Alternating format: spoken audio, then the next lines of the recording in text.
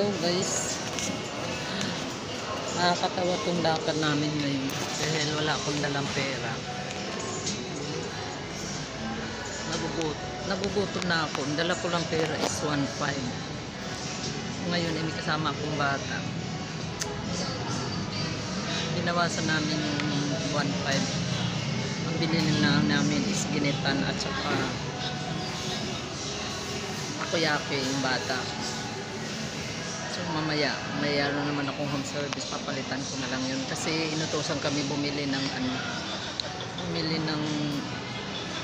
lagayan ng pinggan. Ay nagugutom na ako, kaya abangan nyo pa guys, hanapin namin yung ayun siya. Kumain kami dito, ayun yung kasama kong bata.